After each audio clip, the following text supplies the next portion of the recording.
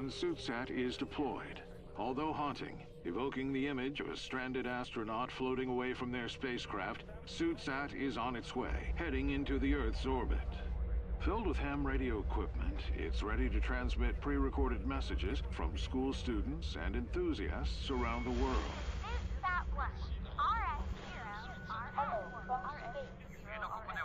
Houston reports a good deploy to ensure no recontact with the International Space Station. Suitsat's orbit will decay in a few weeks, where it will then enter the Earth's atmosphere and burn up.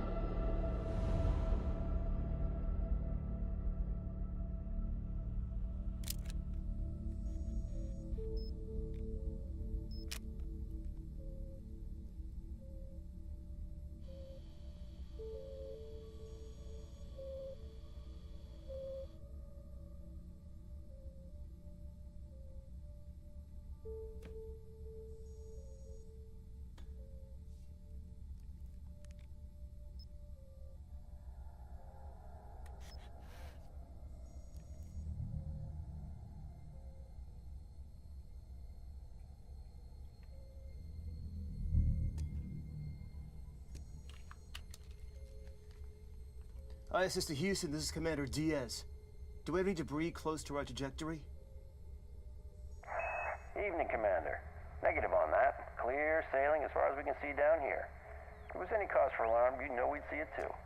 Your crew members can keep sleeping tight. Well, I'm seeing something out there. I can't make it out, but whatever it is, it's getting closer. Tell you, Commander. We're not getting... Houston, repeat again.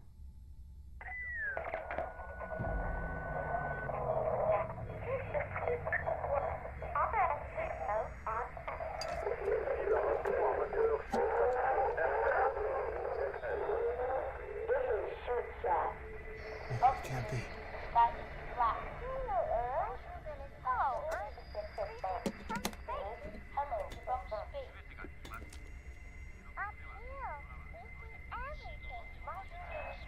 Diaz, copy. Commander Diaz, do you copy?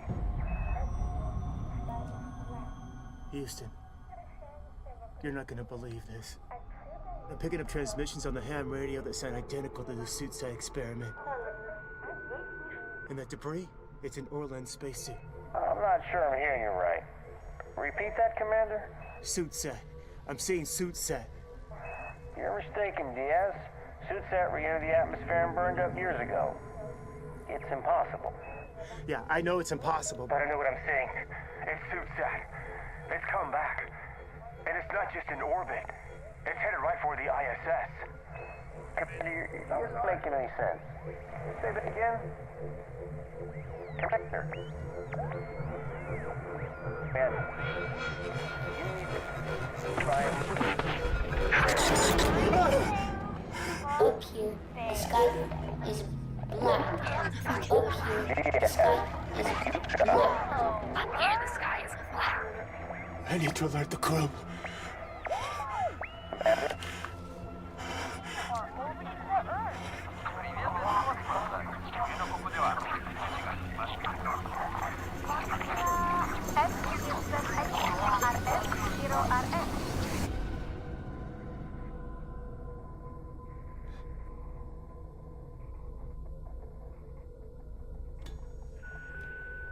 Diaz.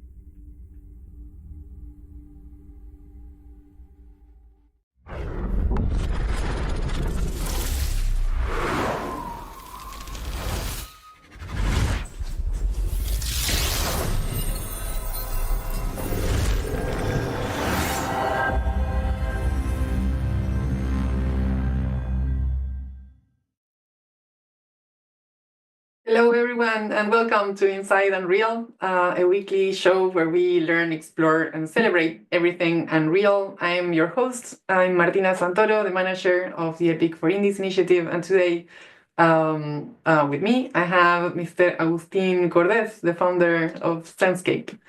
Welcome, Agustin. Why don't you tell us a little bit about yourself? Hi, Martina. Hey, everybody. Thank you so much for having me today. I'm delighted to be here. And well, I'm the founder of Senscape, a small-ish indie studio from Argentina. Like you, Martina, I actually have been friends with you for so many years now.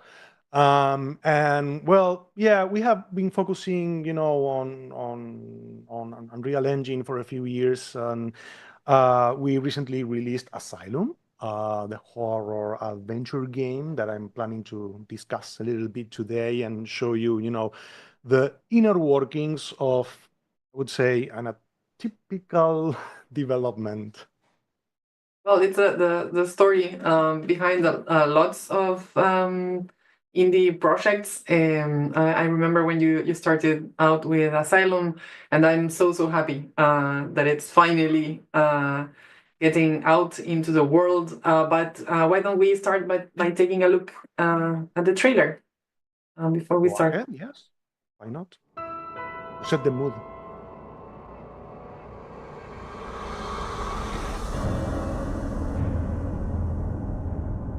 I'm confident there will be a clue, something to explain what is happening to me across these endless corridors where atrocities took place. I don't know where I am, surrounded by decay, delirious with fear.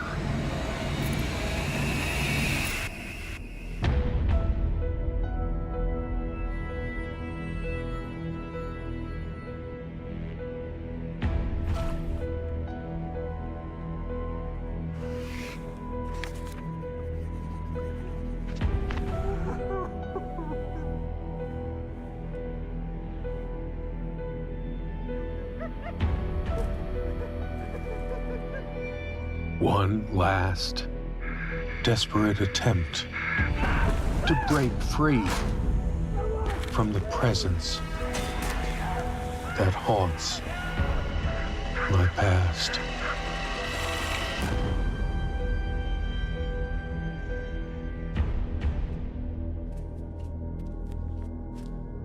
Why are you doing this?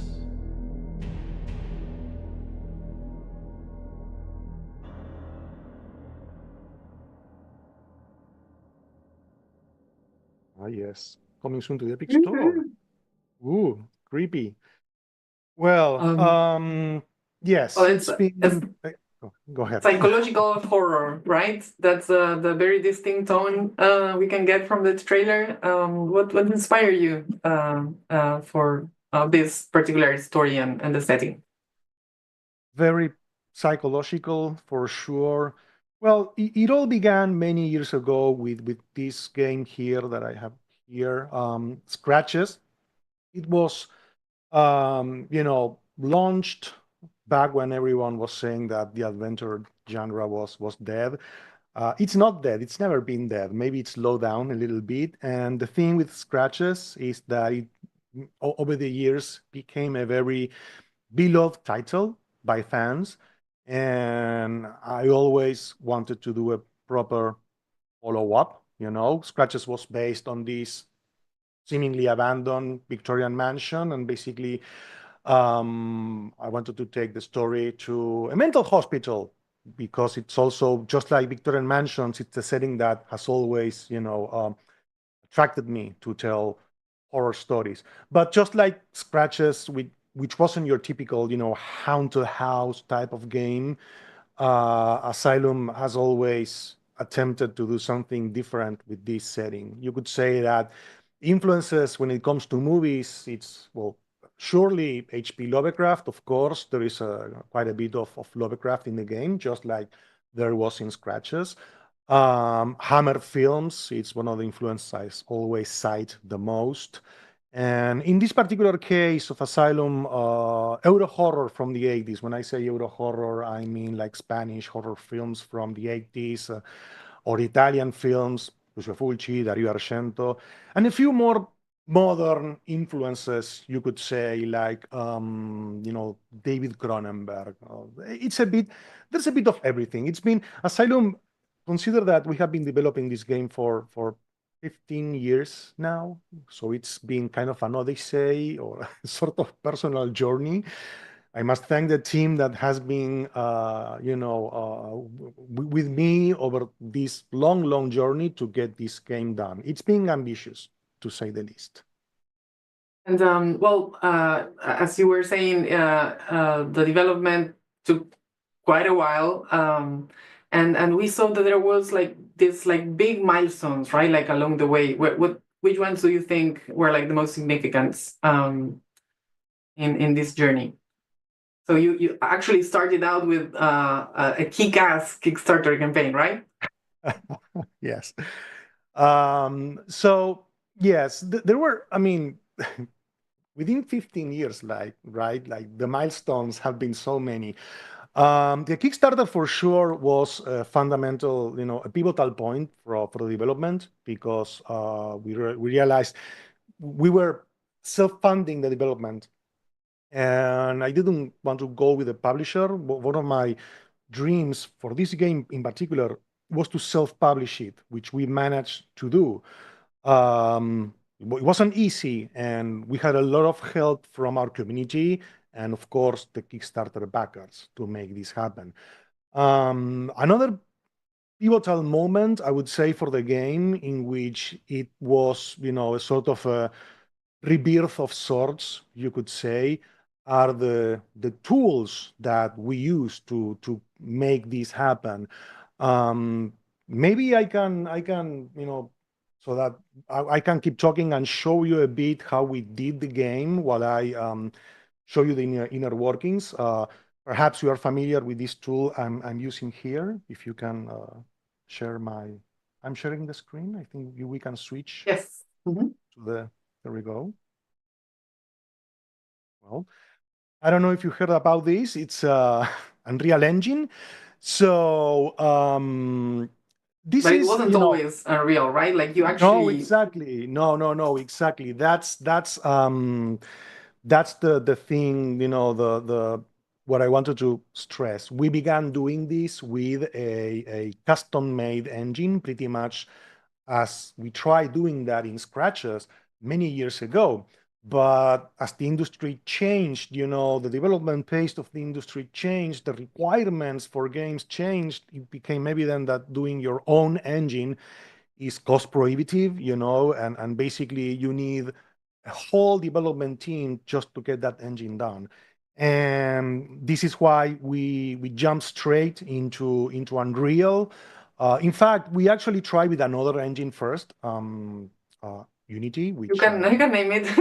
We can name it, of course. I know. Which is there. It's fine.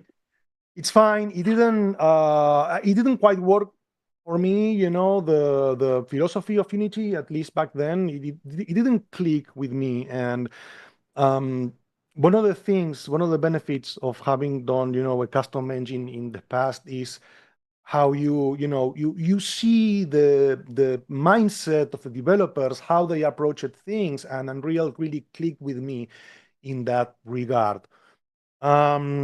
So that's basically the major pivotal point for the development of Asylum. We wanted to make a quality game, and originally our characters in the game were going to be pre-rendered. It all felt robotic, and that's why using a proper generalist 3D engine like Unreal allowed us to, well, for example, put some little flying leaves, particles, dynamic lighting, 3D characters. Here's one thing. Let me just stop here for a moment, because let me show you a little bit how the game plays. Okay. Here we are outside the Asylum. And it looks like 3D. But when I walk, it's all discrete movements. This is why this is not real 3D. It's actually all pre-rendered. While we have some, 3D elements such as the arm, I am not carrying my notepad, so I'm going to enter inside the car. We open the car. I grab the notepad. I can honk. No? You won't hear the honk, but it's a beautiful honk. We try to add as much interaction as possible. It's very old-fashioned, really traditional adventure game, very much in line with Scratches. Here's what's really happening behind the scenes. We are always, we are always inside a cube. Let me close this. There we go. See? Oh my God. It is, yes, it's really freakish, but you can see, and the cube has textures up and down. While you are inside the cube and in the perfect center of the cube, the illusion that you are in a proper 3D environment is very strong. As I move the camera away, you see, it's all a trick, right? And to do this, I had some stuff here. I mean, we developed our own framework to produce Asylum because, Unreal is an excellent engine, but it's, mostly prepared for cinematic content, proper 3D, full 3D content. So we had to create our own sets of tools to create this massive development. So for example, we had our own plugin. Dagon is the engine that we implemented on top of Unreal. So I can click here, you see, and select the nodes, right? Or in the case of the car, which are, static, we call them zooms. They are flat images. We are inside the car here or entering the car, and then we create the hotspots and all, the typical developments of adventure games, which is based on, the point and click interface, right? But in a pseudo 3D environment, you could say. And why you made this choice? Was it because it was easier for you with the team of artists that you have? Is it because, I don't know, you have an engineering background that you can actually build this tool on top of the engine? Yeah. Maybe, I don't know, when you started this project, UE wasn't ready for what you wanted to do. Like what was it? So, I mean, when we started the project, Unity wasn't even ready as an engine, and Unreal was, reserved for AAA games, and it was cost prohibitive. So our only choice, was to create, our own engine. But I'm talking about right after the development of Scratches. That was in 2009. So a lot changed since then. When the format of the game, which is this, panoramic type of adventure, the intention was always to replicate the atmosphere of Scratches. And back then, of course, the quality, the 3D graphics weren't as high quality as what we have today. So we were able to create amazingly detailed environments by going pre-rendered, of course. Even so, while we tackled, Unreal, we actually had the thought, we thought about maybe, going full 3D. We analyzed that possibility. We really did, and decided that not only it changed the nature of the game too much, it was going to be like creating the game from scratch. And we said, this is way, way too much work. It's already been too much work. We stuck with this format. And really, I don't regret the decision one bit, because one of the things that has, made Asylum the type of game that it is, it's this kind of old-fashioned approach to game design. It's like I like to say, it's kind of a lost craft. It's very difficult to create a game like this today. It's too much work. I'm going to show you some things now. so that you can I mean, there see. were like no libraries, right? Like back then when you started, it wasn't just No, like if you needed to model, right, like a whole scenery like this, you had to start really from zero. How many artists you had working in your team? well, for the most, I mean, most of the time, this is looking weird. Hang on, focus here. Most of the time, we were like, 3, 4 people for many years. Wow. Okay, Yeah, no, that's no, it why. was. That's also part of the answer. That's Okay, that's that's that's why. if the whole team Thanks was to four people. there you go. Well, that's how much things have changed. The game was finished with nearly 20 people working on it for the past couple of years. So we gave it a decisive blow to finalize the development. In general, game development is really complicated these days. Really complicated. To give you an example, we released the game since it's not full 3D, it's more of a typical adventure game. We launched the game without options to change resolution and frame rate and all those, fancy things gamers expect these days. And there was backlash, like, how you won't allow me to change the resolution? So, you have to all those things. It's just one aspect of all the things that players take for granted these days, and it all adds up. So it's making a game these days is very different than it was, so many years ago when we did scratches, when we even began doing Asylum. So we had to adapt the game as development, was delayed. We were forced to adapt the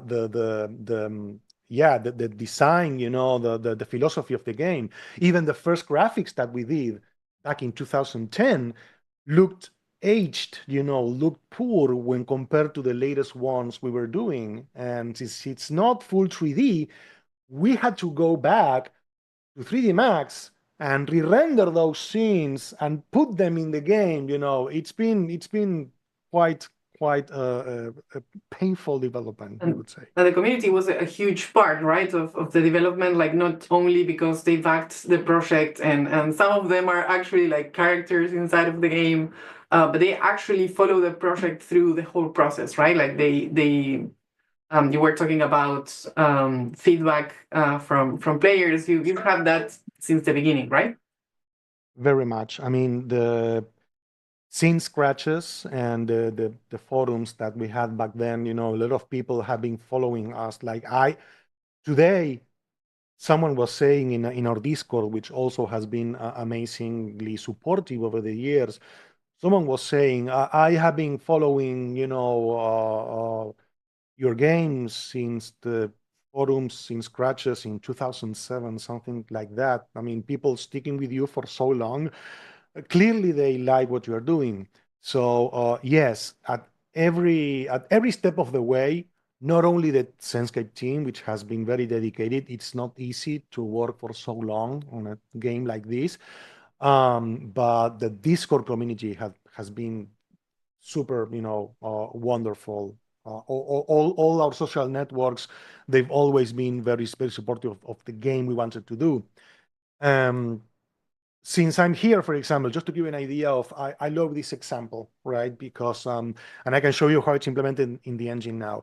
So Julia here, I can speak with Julia. You already saw the conversation. We go into a game mode in which we are interacting with her, right, in 3D. But when I'm in the node, right, as I showed you, this is static images. She's moving actually. So that's a video patch. That's a small patch Oh of my video God. pastel on the texture. But since you can see Julia from this position, I can go to this node and that's another patch of video. And if I go behind the desk, that's another patch of video. And if I go here and open the door, this is another patch of video. And loading times are a bit slow in the editor, by the way. In the build, Unreal does an amazing job handling all these textures, which are massive, by the way. So it's pretty much instant. So that's the thing with this type of game. This piece of glasses right now, they are a static image. When I grab the glasses, I can see them in 3D. And the image disappears from the node. If I put the glasses down, we have to put the patch again in the node. So it's very artisanal, and Yes, it's very meticulous kind of work, right? Like very detail yes, oriented. very detailed. Yeah, yeah, you could say very detail oriented. Doing a full 3D game has, of course, many other challenges, but this type of game had its challenges too. And well, I mean, the point of Asylum really is the story, which is, what fans have been expecting, and I'm glad to hear that this whole mystery that we presented, to players. You are an ex-patient returning to the asylum, and you have these hallucinations. Something is prompting you to come back here to understand what's happening with you. And that's when you realize that the place is not abandoned. There's actual people in them, and they tell you a story that you are led to believe that they are reopening the asylum. That's the premise of everything that happens next.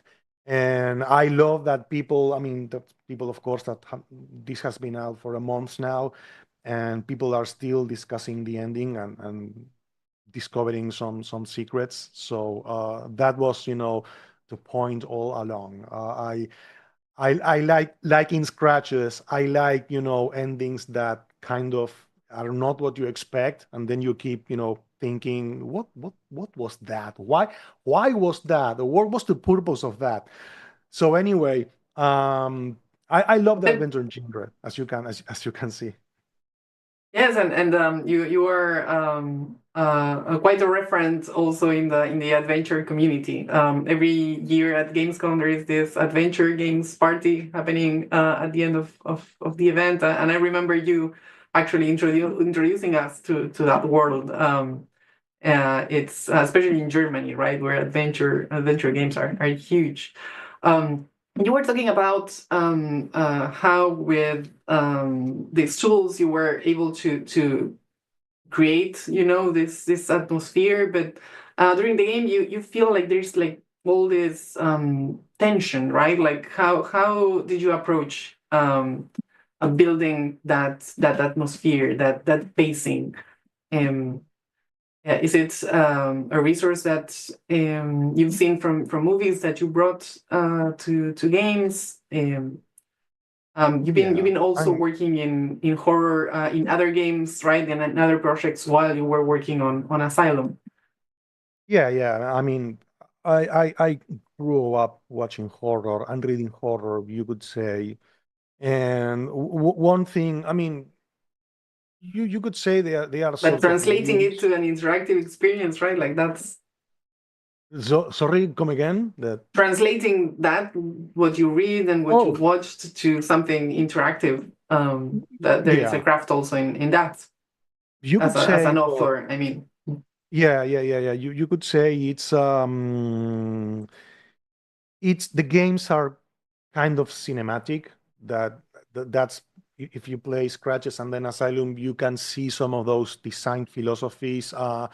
Even like reading a book, it all unfolds, which is this is common in adventure games in general, of course.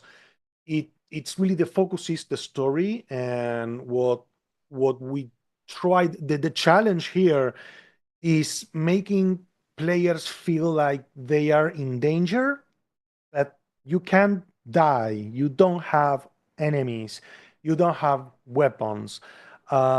In horror games in general, the you have some jump scares and you can die.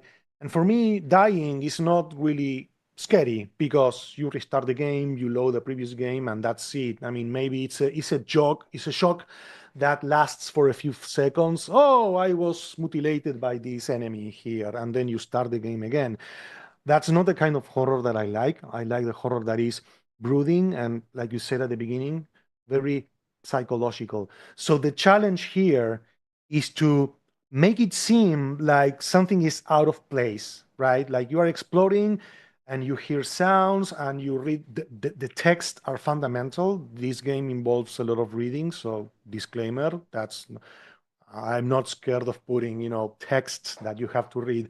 They are part of the atmosphere too. They convey the story. They give you goosebumps. I mean, one of the things I remember about Scratches is someone saying, "Wow, that text was chilling, even scarier than the environment itself." So we rely a lot on that. Uh, when I say the atmosphere, really, it's something a bit undefinable. It's a combination of the graphics, of the music, the sounds, the writing, and I don't know. It's not easy for me to judge, but I think people tell me, like they felt very it felt oppressive. It's not quite the same as Scratches. The atmosphere that's intentional. The idea was never to replicate Scratches. I would say it's not as scary as Scratches, possibly even. It's more disturbing than Scratches. I don't know if I should say like nice, keep it a good job because it's horrible, Agustin. It's horrible, yeah, I But know. I think that's the whole idea. And you were talking about the narrative, right? Like how did you manage to balance the narrative with everything else happening in the game? Uh, yeah, it's it's it's been difficult. So the Because thing, I mean, you're doing everything, right? Like you are yourself also the writer of this project. yeah, I wasn't. I didn't. Yeah, I didn't want to do all the writing myself. Honestly, it's too much work. But in the end, there was no choice. The story was in my head, and actually, sorry, some Senscape members actually helped me a great deal. They are credited in writing too. They wrote a lot of um, placeholder texts. Some texts were so good that I didn't even change them. So they did help in that regard. The thing that demanded a lot on my end are these type of documents, the more prose, type of documents. And even this one is actually very straightforward. We are telling the story of the Hanwell Mental Institute. This is more functional. But other documents, the documents left by the doctors, right, the previous staff from the institute, they were more involved and even intense to write. So the elements that I use from the narrative to unfold, let the story unfold. In this case, are the feedbacks. This is or the feedback that the character gives. You enter a room and the character says something like, traditional third-person adventures do. And if I click on something else, we reveal, sometimes it's not very transcendental feedback, but other times the character will say something quite important when you click on the items. And then, as I was saying, it's these texts. These are the most important thing in the game. This is a text left by a doctor, Ever Spasher. She was the group therapist, and she begins telling about the past daily life in the asylum. That's how the story begins to unfold. We also use characters, dialogues with characters. Sorry, just such as Julia, as I showed you in the foyer. Then you meet another character called Lenny, who is very relevant for the story, and that's it all unfolds slowly. I like a story that takes time to develop. I don't mind if it's slow paced. Some people like that, others don't like it. But in general, people were satisfied with the narrative of the game. They were very, very happy. The ending has been controversial, you could say, which is also fine. It's all intentional. So this is the part that I like the most after making, a game like this. In the conversations, the discussions, the controversy. Yes, maybe they don't get what they want, but they get what they need, right? Like this is also Yes. Yeah. Exactly. this is Something like also a way of keeping the game alive, right? Like just having people I like a game sharing that their experience stays. inside of the game. It's different for everyone, right? Exactly. I like a game that stays in your head. Mhm. So sometimes when you're done with the game that is, which, hey, we all want entertainment. I love it too. I love to be entertained oh, for a few moments. But when you're done with the game, you are done. And I like something that sticks with you. And maybe, 2 months after you played it, you remember something, you go online, you read a conversation and you say, oh, that didn't occur to me. So suddenly the story takes on another meaning. You know, we'll see. I don't know if that's going to happen in the case of Asylum. It happened in scratches. So we'll see. You know.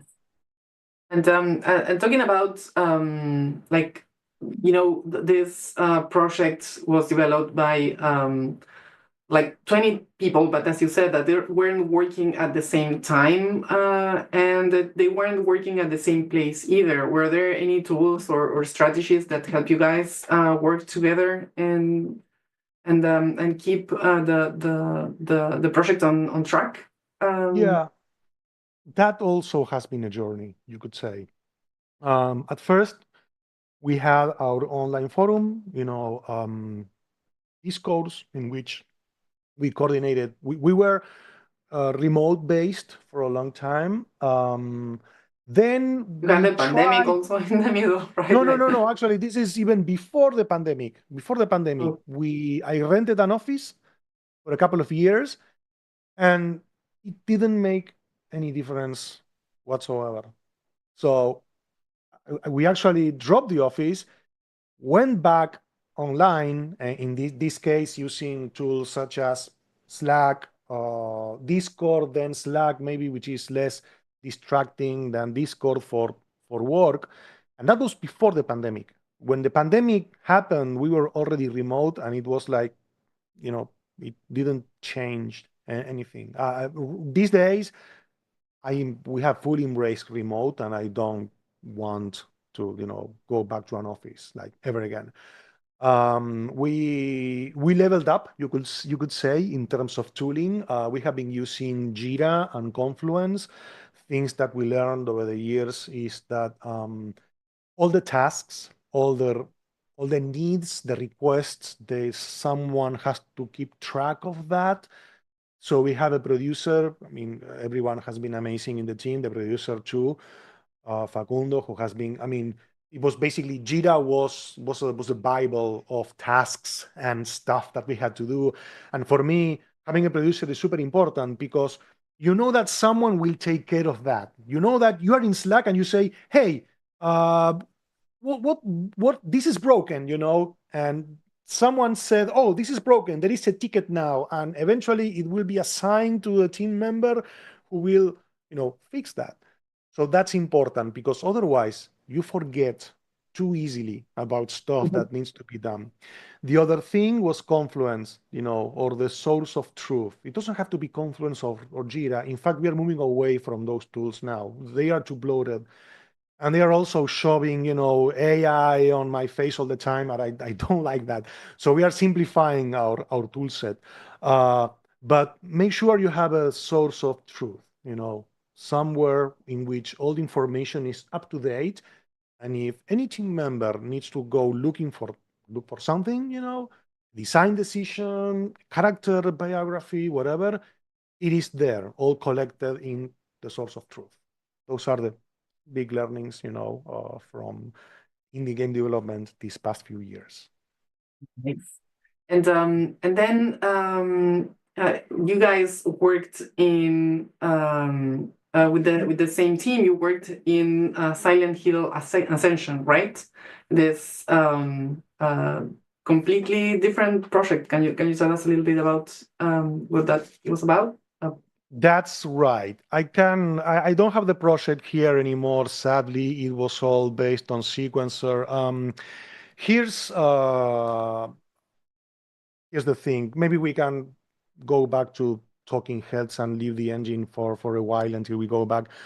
But so I was initially hired as a cinematic director in Silent Hill Ascension. It was going to be, a bit of a different game in the beginning, and over the course of the development, and especially with feedback from Konami and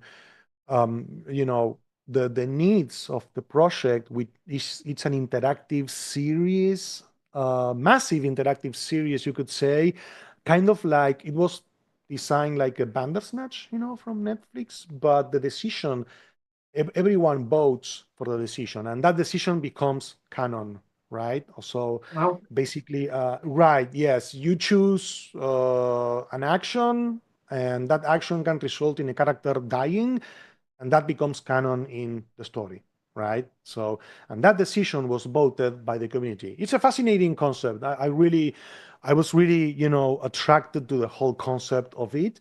And the challenge was that they had to create tons of cinematics. When I say a ton, I am referring to close to 16 hours of Oh my cinematic God. Yeah. content. That it was basically 12 hours were going to be live stream, and you had to create in advance another extra 4 hours for the branching decisions that may or may not go live. Since the show was live streamed every week, there was simply no time to, between a vote. The vote was on a weekly basis. So you vote this week, and next week you see the outcome. There's no way you can create the cinematic of, maybe 2 minutes in just a few days with all that involved. Even so, the pipeline, the timeline was so tight that Senscape was onboarded to create all those 16 hours of content in about, I don't want to, let me, maybe a year, or Oh my less God. than a year, actually, less than a year. That's We the had to, opposite of Asylum, right? Like that's that's the that's opposite. the opposite on every level. And how did At you some manage to point, do that? yeah, no. At some point, we had to do 2 hours of content per month. We were 40 people doing that. Also, most cinematic artists, and also, I mean, it wasn't just Senscape. There were partners such as Behavior, Bad Robot. Bad Robot was doing the art direction. Behavior was doing the framework. It was and Gembit, of course, the licensor. It was a wonderful collaboration. We all did something, kind of a small miracle it's not something typical.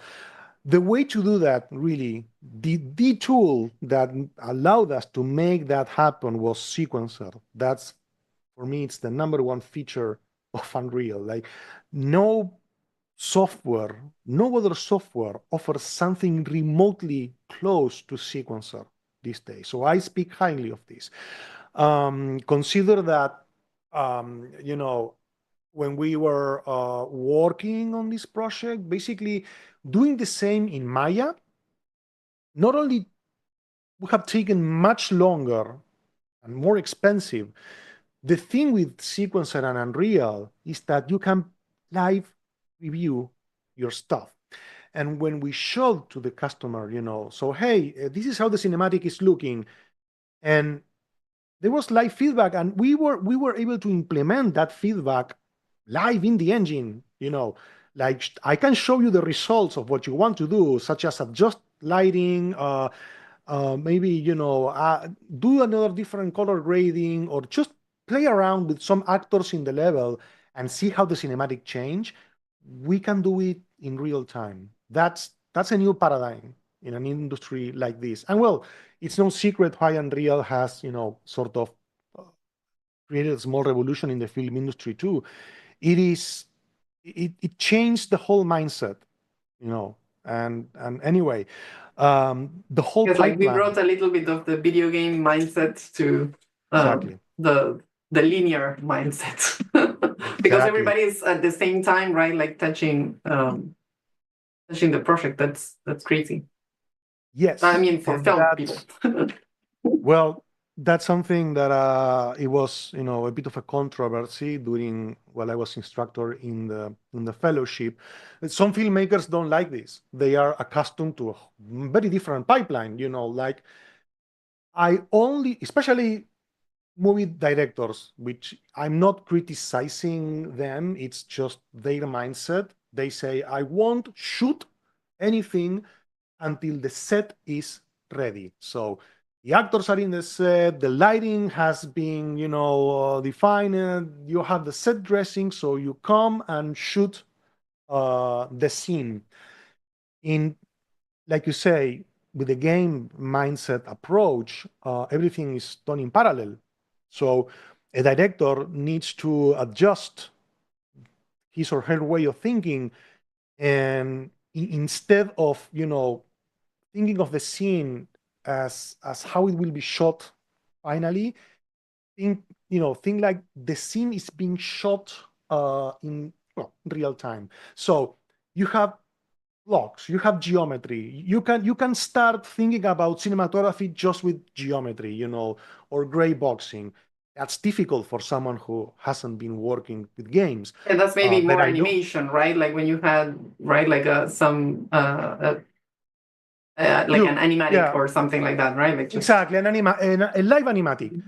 When you show a film director, a mock-up or an animatic with a character in T-pose floating around, they say like, I can't do anything with this. But yes, you can. You absolutely can. You can abstract yourself from the final look of the scene and start thinking about the motion.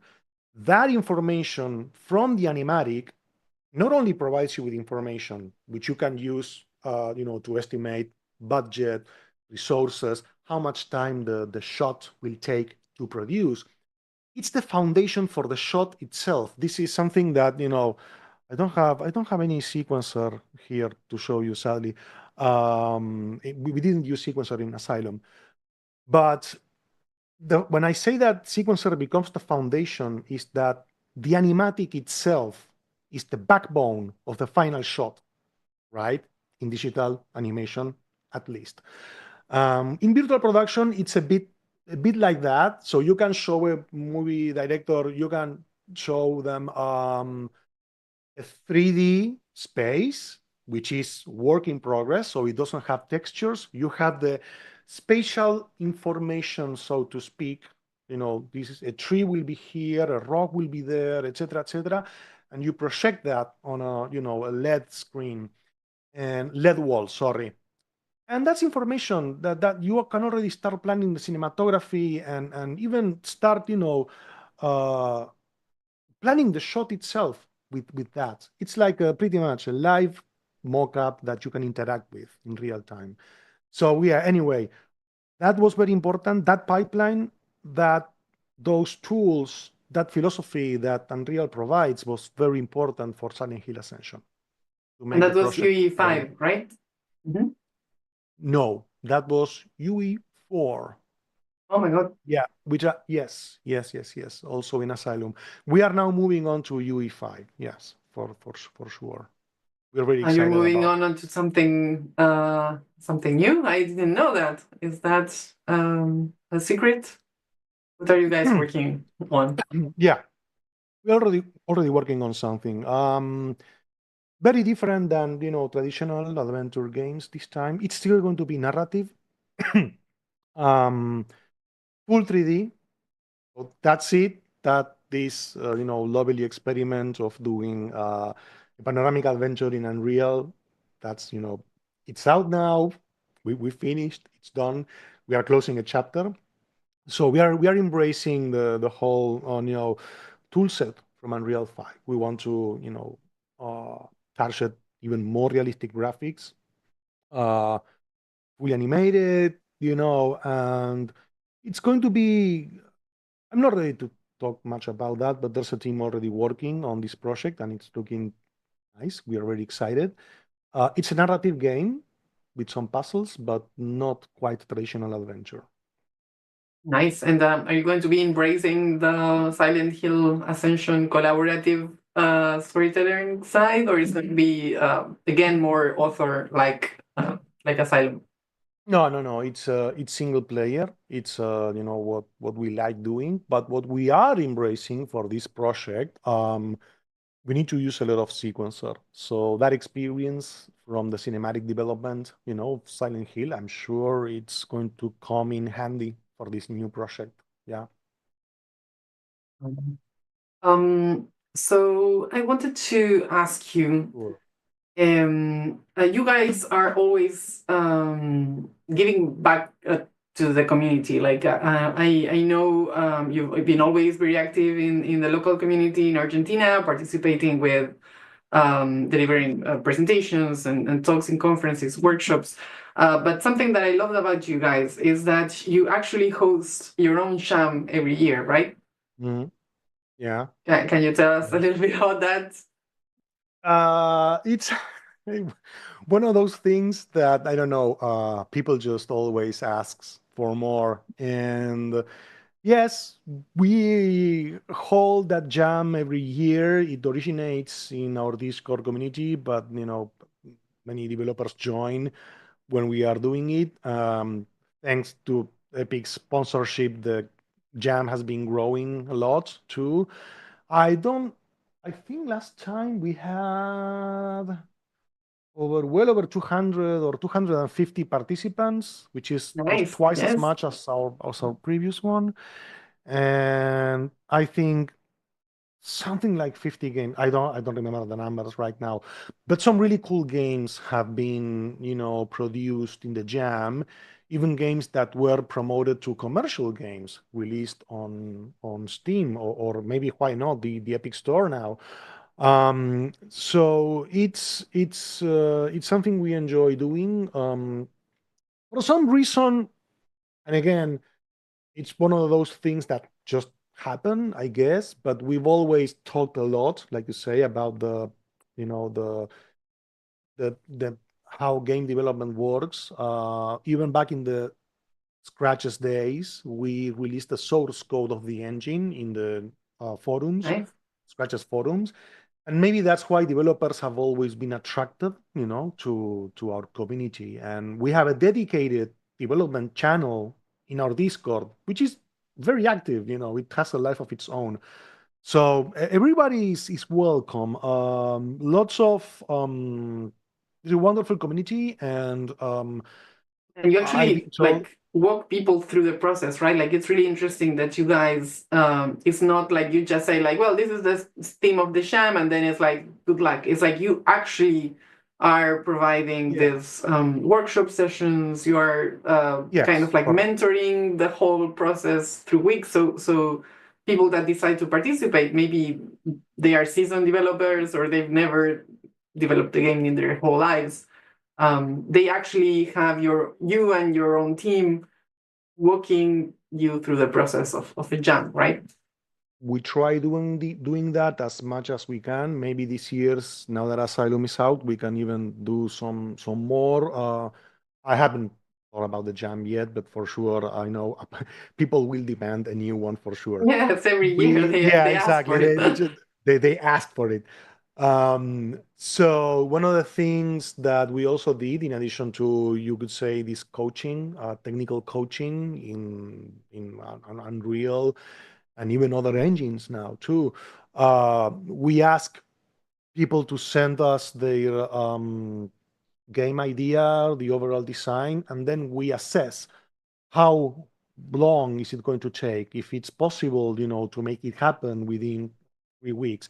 Now, I know this might sound cheeky considering how many times Asylum has been delayed in the past, but that's basically precisely why we do it, because we learned we are better now at gouging You're the learning from effort. the best, from Exactly. the actual experience. Yeah. Exactly. We talk from experience. So if we say you can't do this, trust me, you won't be able to do this. So and we help people saying, okay, which is, this cutting point may be a good one. This is something I also, it happened a lot in the Unreal Fellowship.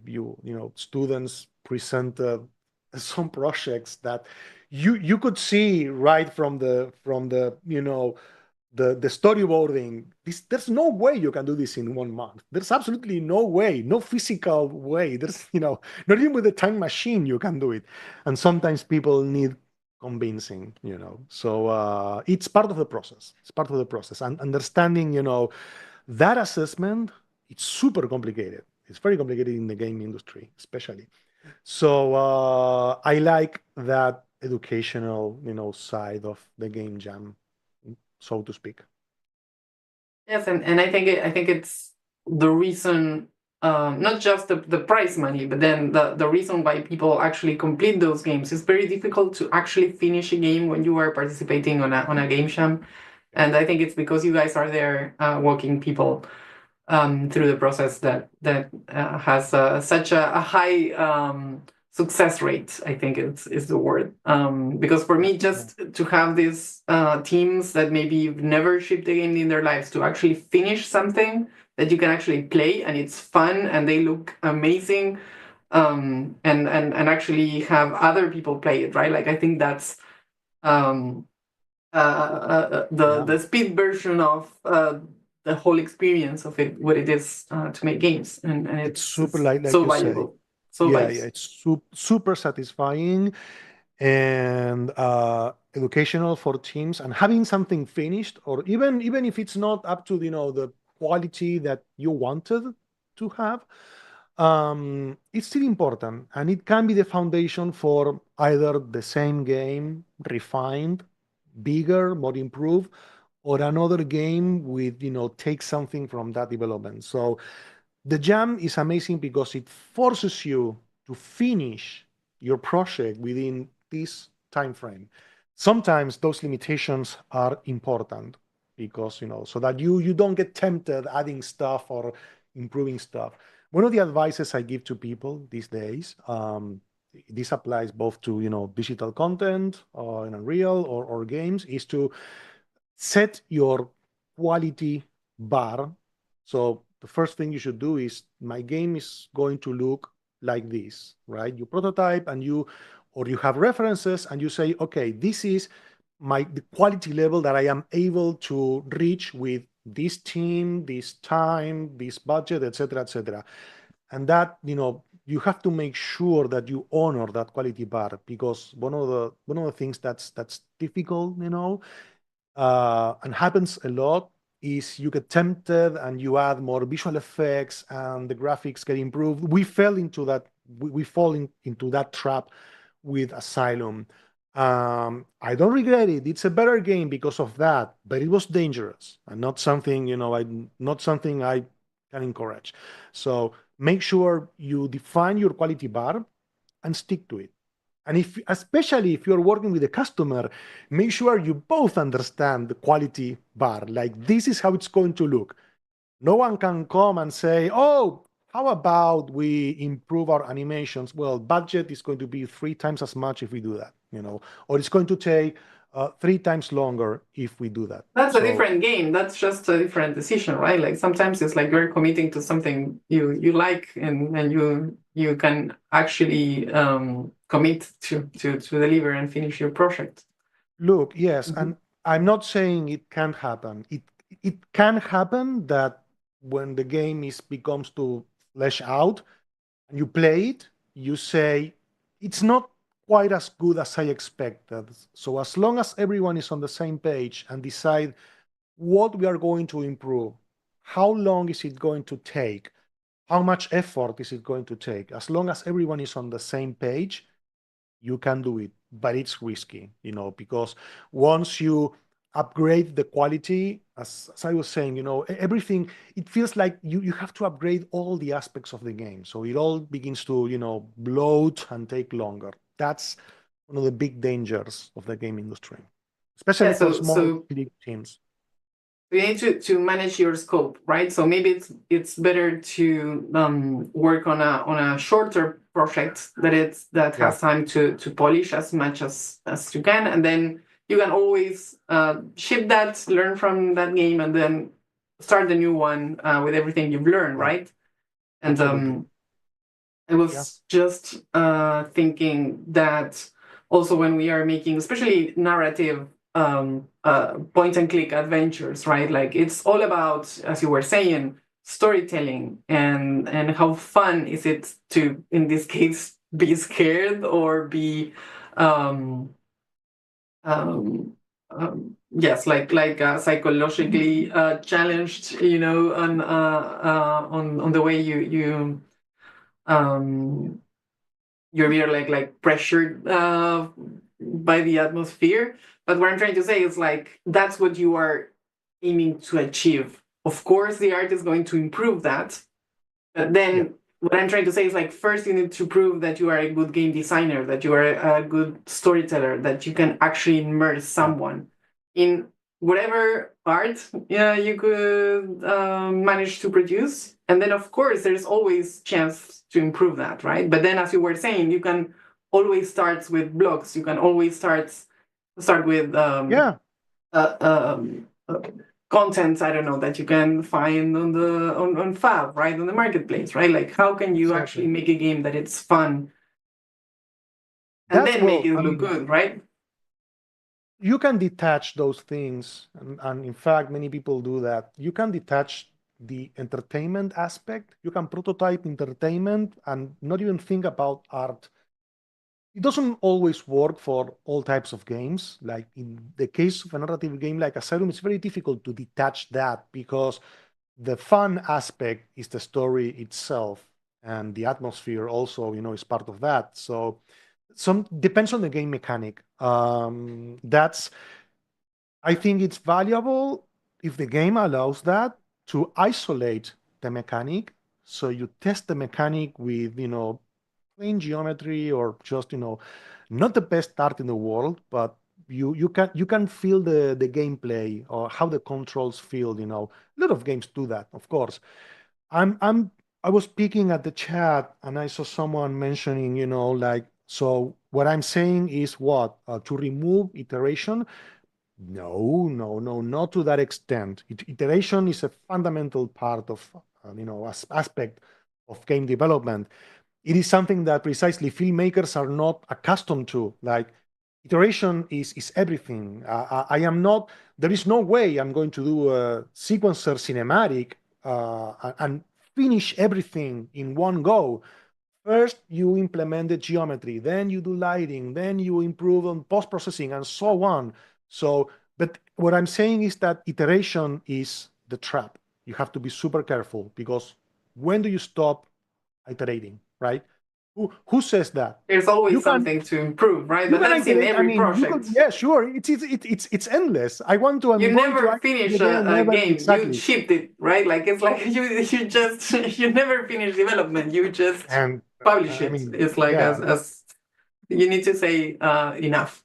And I exactly. was Enough. thinking you were talking about the importance of art, and I was just thinking programmer art is really scary. So maybe in your case, it even helps. I don't know. You can No, always count. programmer art is It's horrible. liberating. It's sure it's horrible, but I mean, what it allows you to test your design, Exactly. your gameplay mechanic in really fast, Yes, especially materialize with an idea, Unreal. right? Like anyone can have an idea, Exactly. but materialize it and actually play Yeah. it. That's the Exactly, big and difference. very fast, and that prototyping provides you invaluable information to assess other aspects of development, such as, okay, I need this many actors, these many levels. This mechanic is fun, but I don't know, if I want 3 hours of gameplay because I want to target a specific price point, whatever, you have that information, so you can assess how much time and money it's going to take. Still, my recommendation is very much what you suggested a few moments ago. Like, start with something small, something that you can produce in 6 to 8 months, maybe. Even if it's just 1 hour of gameplay and you charge $5 for it, whatever. Or maybe you put it out for free if you're getting started and you want to get yourself known in the industry. Putting out a free game, if You it's within actually your did possibility. that, right? With Serena? Yes, Yes, Serena was motivated by, I mean, there was another motivation behind Serena. That's another story. But it's a game that, by a miracle, I don't know how we did it, but it was done in 2 months. It was launched for free on Steam without any PR, whatever. And next thing we know, there's been like 1 million downloads. And a lot of people got to know us through Serena as well. So that's a strategy. That's a strategy. I mean, you put out the game with your design philosophy, your kind of art. You see what people think. You go through the process. You get feedback. That's super important.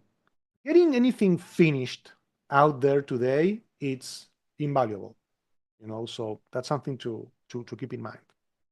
There's actually a question also in the chat that says, can you please share marketing tips for indie developers? You guys have handled it all, right? Like I remember from even like the Kickstarter campaign, you guys even Yeah, recorded the videos yourself, right? Like yeah, you everything, managed to talk to the everything. press, to build a community, and I don't know, Yes, share it's yeah. progress on Twitter and host shams. Like you've been doing like so much, and that's, I mean, out of love, but it can also be considered good marketing tips, right?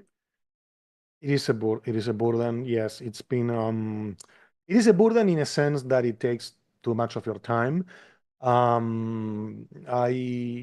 think, well, the team has produced assets, of course, that we post online, but it's taken a lot of my time to attend, the social networks and the Discord community. Well, in the case of Discord, I must, we have an amazing group of mods, especially Elizabeth, who is during the jam. They judge the games. They take it off the community. I couldn't be running Discord without their help at all. So the tips, I mean, if I would have to condense this into a tip, is be mature in your posts. I mean, when you approach, be it Twitter or Instagram or Facebook, or when you communicate stuff to your community, um, you can be joyful. I am joyful in the tone that I use, but the text itself, it's always very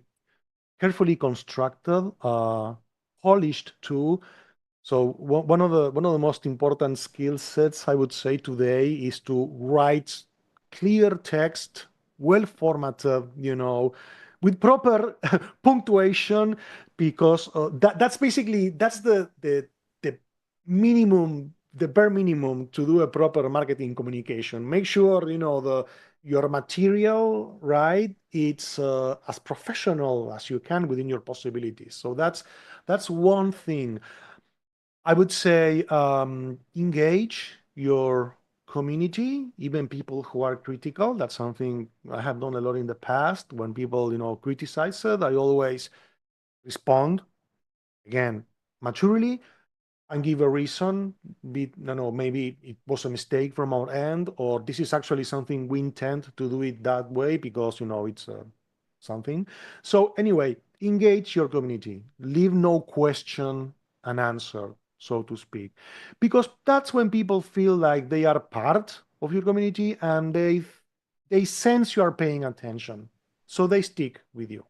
When you engage, when you show up, when you work with your audience in this manner, people will stick with you. And in our case, they stuck with Senscape for years while we're doing this. So uh, I really appreciate their patience, and well, I see it's been sort of reciprocal. But anyway, you don't have to spend a lot of money, right? You have to spend time in the communities, and you don't have to be everywhere either.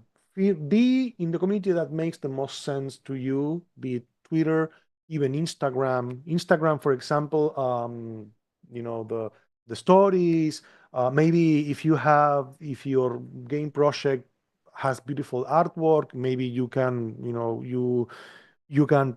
gain some lot of attention in Instagram.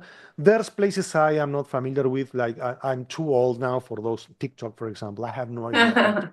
Yeah. To me, it's again, I'm comfortable with what we have today. Maybe you go to TikTok and you become an influencer. Who knows?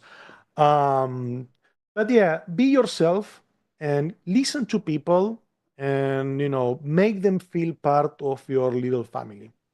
That would be my suggestion when And it you were comes to. talking about influencers. Did you actually was it like part of your marketing strategy to have I don't know, YouTubers play your game live, or do you give them any restriction since it's an adventure game? No, I mean, it has grown organically over the years. I remember, for example, Markiplier played the original Asylum demo. I think PewDiePie played the demo. I don't know if they're going to play the new game. I haven't really contacted influencers. We haven't done a lot of PR for the game. We'll see. Eventually, I'm guessing, they might play it. There was no defined marketing plan for launch. I have to be honest. It was okay. Let's just get it out of our system and let it go, and we'll see over the coming months, how it evolves. I'm And sure maybe it's you going to can be. plan something for Halloween or something like We that. are planning something for Halloween for sure. Absolutely, we are. And yeah, the only thing I asked the first streamers is to refrain from streaming the ending. But then, I basically leave that restriction when people already got, began talking about the ending. So that was maybe the only thing I requested. Don't show it so soon. Wait a couple of weeks. And yeah, Because they you, honor. you want people to buy it, right? Like not to know what happens. Well, that's a problem. That's a sort of problem with a narrative game like Asylum and influencers who just, show the whole game. And there's even one of the problems that we have with this type of game is that the influencers, they play it, and we said, because everyone wants to understand if their investment is worthwhile, even when it comes to paying the price for the game. So we estimated around 10 hours of gameplay. It may be 8 for someone who plays faster, maybe 15. I know people who have spent 30 hours in the game. But with a game like Asylum, which is single player and focus on the story, some streams show the full game in 2 hours or less. So people were asking, "Oh, but you said it was like 8 hours." And yes, because it's an adventure game and you have the puzzles. When you know what to do in the adventure game, it's like a speed run of sorts. Yeah. So it's problematic, and in many cases, people watch the streams and don't buy the game. So that's also a problem. But anyway, I mean, I'm super grateful for all the streams we received. I have promoted many streamers playing Asylum because I love their theories, their critical analysis. So just make sure you work with the right ones, people who understand the game, Yes, and who right? love the genre, right? Like they're going to give you feedback Yeah, out of love and not destroy your game just because I don't know it's not yeah, um, exactly, um, exactly. what they like. Yeah. There's one more question before you go. Can you give us a rough answer on how many people would it take to make a game like yours? How many people would be assigned to different fields such as gameplay design, level design, programming? Yeah. It's, very difficult to give you an exact team size or, roster for a game like Asylum because it has mutated over the years. And like I said, the team was fluctuating for a long time. Um, I can tell you that I can even give you some numbers. I think the game with the Kickstarter and an Epic Mega Grant that we received, plus self-funding, and some money that was left by scratches. I think the budget was about $400,000, give or take. And really, this game should have the budget who should have been twice as much, at least, to make it within a more reasonable time frame and a more consistent team. That getting to that number, getting to that, to how much money it costs, it's super difficult and one of the most difficult things for any type of game, by the way. I can tell you that the team was, the last incarnation of the team, which was the most successful, the most professional one, and maybe too much. Again, 20 people for an adventure game like this, which adventure games, here's the thing, folks, they don't sell very, very well. So this was really a work of love and basically something we had to get done. I want to finish this game as it was promised. But I mean, producer, programmer, assistant programmer, someone who oversees the game design, or even though the game design is one of the things in adventure games, it's one of the things you basically, set on stone pretty much at the beginning of the project. We had some game design changes, some more dramatic than others, as I was saying, to comply with new sensibilities in the industry or what people expect from games, to make it look less dated. When it comes to artists, a lot of artists, a lot. I think at least 5 people were devoted to art alone. One animator, and then you have people doing QA. You should have someone who focuses alone on the QA. It depends on the scope of the game, really. Depends on the scope of the game. But those are the typical roles that you see. Certainly get a producer. If your team is over 7 people, make sure one person is the producer. That's basically the person who facilitates other people's work and keeps tracks of needs, ticketing, be it Jira or Linear, Notion, whichever tool you prefer to use, but it's fundamental aspect of game development. And sorry, just to mention, you also had someone for music and sound, right? Oh yes, absolutely. Sure. You're right. Sound, localization. Localization is, yes, that's something the fans asked for it, of course. So imagine 2 months before releasing the game, we coordinated all the localization work, 10 languages in addition to English. That was, again, too much. Like, you just shouldn't. subtitles, right? Not the. No, absolutely no. Of course, just subtitles.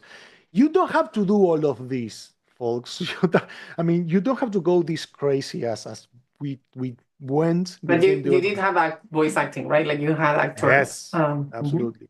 Localization those is were important. only in English.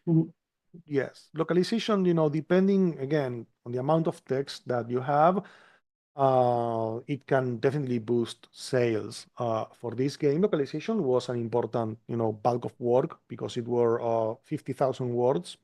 Not a huge lot by game standards, but still not negligible. So coordinating that was again quite a lot of work. Make sure you have someone on your team as it happened. For example, one of the guys, Tobias, in our team, who used to do a bit of game design and also some QA. He had to do the implementation of the localization because it's like this: we all do a bit of everything in an indie team. So Tobias took care you wear many hats. Exactly, many hats. Someone is the owner of the localization. That's another concept, in game jargon. Define who owns what. And the owner of that aspect of the project can even tell the director, can even say no to the director, like, this is too much work, or not. I don't know, especially the code owner, for example, the programmer who owns the code. It is perfectly possible that other people, make changes to the code, especially, in a large project, but the owner should know, the other people should tell the owner what changes they are doing, and the owner has every right to say, no, this is too risky. We must, I don't know, call a meeting because this change can break everything, That is important. It's important that everyone communicates well, especially when you are remote based and everyone knows who owns what. That's another tip. Very, very good advice. One more question. Should I do a Kickstarter or demo before launch? I don't know, because I am never doing a Kickstarter again. I mean, I am super appreciative of Kickstarter and I love the backers. They have been amazing. It can be stressful and you need to clearly communicate the intention of your Kickstarter. If you are 100% sure that you're going to release the game on your own terms and your own budget, and you tell people we're going to do a Kickstarter to play for promotion or to improve the, I don't know, pay for the voice acting, etc., you clearly state the purpose of your Kickstarter. I see no reason why you can't do that. But again, Kickstarter can become a trap.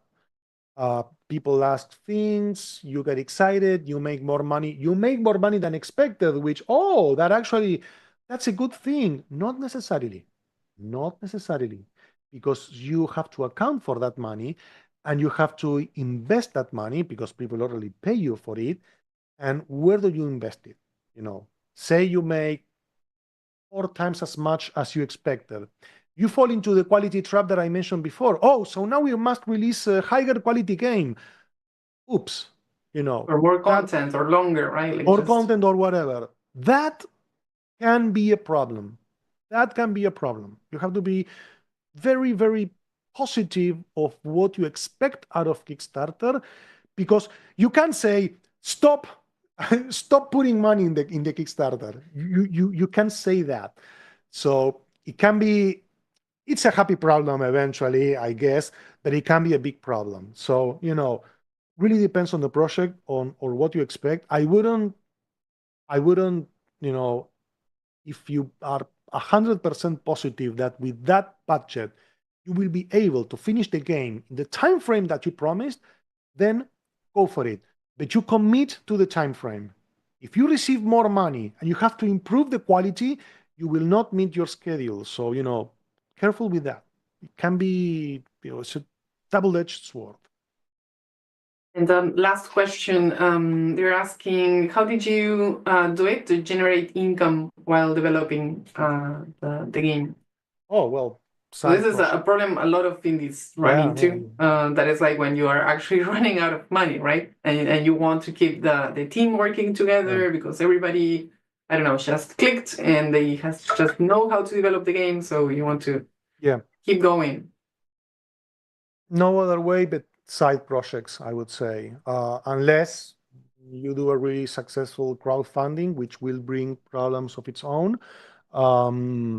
Side projects and working with customers can, give you that funding that you need. Again, it's also a problem because it takes away your attention, your focus, right? Time from your team. You can go with the publisher, of course. You can also go with the publisher. There are some amazingly friendly publishers today. We were very lucky in the case of Scratches.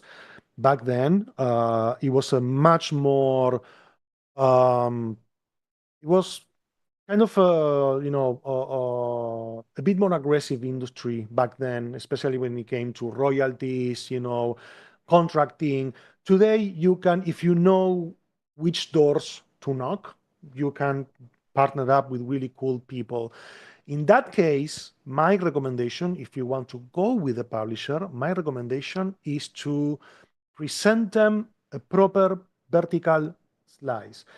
Something that, many teams do, even experienced ones. They go to a publisher with a pitch and they show, oh, look, I have 3 hours of content and everything is broken, or you have characters in a pose floating around, which is good for internal prototyping, but not good when you're pitching your project. So what a publisher will want to see is what I said before precisely. What is the quality bar of the project? So even if it's just 5 minutes, you give your best. You give your best art, your best animation, your best music. Like show them 5 or 10 minutes of content as polished as you can, with your quality bar properly, implemented, and basically you can tell them, okay, if you gave me this money, we can make a game. We can give you 3 hours of this. If you gave me twice the money, we can maybe target 6 hours of this, and so on. And the publisher, based on what the publisher is seeing, they already can make estimations. They Because already you're can see setting the up talent. an expectation, right? Like You said you're that. managing expectation. Thank you for that word. That's the trick these days. Manage expectations. You are managing the publisher's expectations. They see the game, they see how well it can sell, they see how their investment can get, recouped, and they see the talents of the team.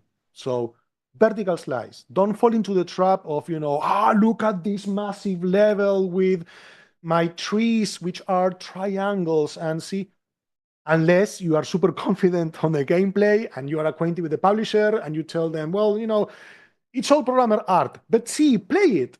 And it's super fun. I don't know. My recommendation is still do the vertical slice for the pitch. This has been amazing. You've been so generous with your time and being so honest and transparent about the whole process of developing Asylum. Is there any links that you'd like us to share for people to find you and the community before we leave? Well, people can find Asylum on the Epic Game Store, right? Like they can wishlist it, and it's coming. They can.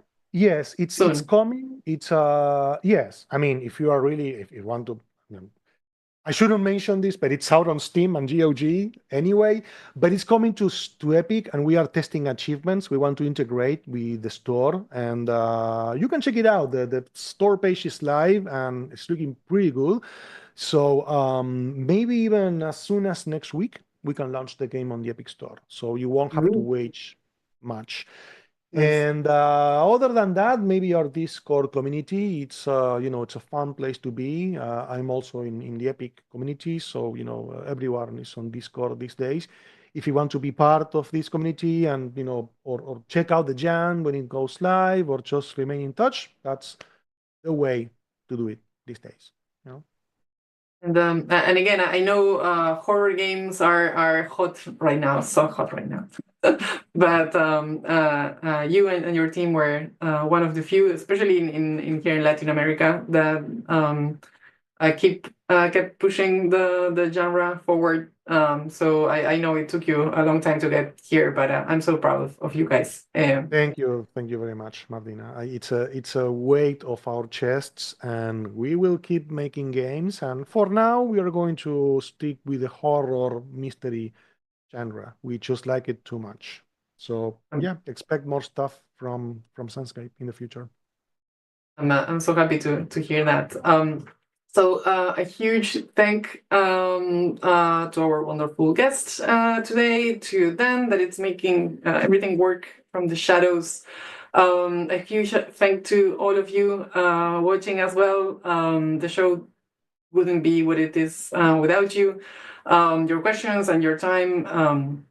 If any of you came in partway through the stream or wanted to rewatch a section, no worries. We will post all of our streams in video format that can be viewed on demand on both YouTube and Twitch channel for UE. You can also keep up with the latest news, shoutouts, and other cool information on all of our socials at Unreal Engine. And if you haven't already, come and join us at the Epic Developer Community, where we have our documentation, tutorials from both the community and the Epic Games stuff alike, forums, and much, much more. Next week, we'll be chatting about everything that has to do with the Epic Online Services and how you utilize them in your games. So make sure to come back for that on Thursday, April 17th.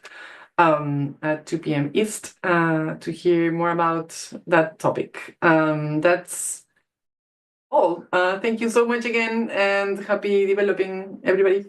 Bye. Bye.